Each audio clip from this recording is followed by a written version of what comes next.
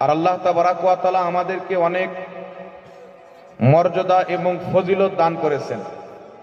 অনেকেই দোয়া করেছেন, আল্লাহ তুমি আমাদেরকে আখরি নবী সাল্লাল্লাহু আলাইহি সাল্লামের উম্মত যদি বানিয়ে দিতে তো আরো আমাদের নসিব চাঙ্গা হয়ে যেত।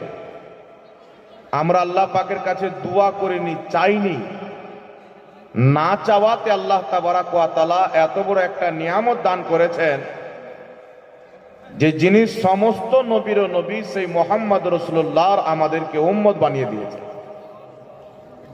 পৃথিবীর মুসলমান, আমাদের নবী সাল্লাল্লাহু আলাইহি ওয়াসাল্লামের পূর্বে আদম আলাইহিস সালাম, ইউসুফ আলাইহিস সালাম, নূহ আলাইহিস সালাম, ইব্রাহিম আলাইহিস সালাম, আল্লাহ তাবারাক ওয়া তাআলা লাখো হাজারো নবীগণকে দুনিয়াতে পাঠিয়েছেন।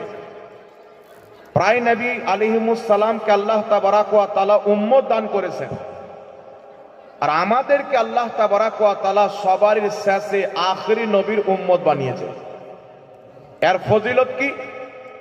আল্লাহ তাবারাক ওয়া তাআলা বলছেন, তোমরাই হচ্ছে সবচাইতে উত্তম উম্মত। আর আমরা এসেছি সবারই শেষে। যেমন নবীগণের মধ্যে আমাদের নবীর কোনো তুলনা নাই, তেমন প্রত্যেক নবীর উম্মতের মধ্যে আমার নবীর উম্মতের কোনো তুলনা নাই। সুবহানাল্লাহ।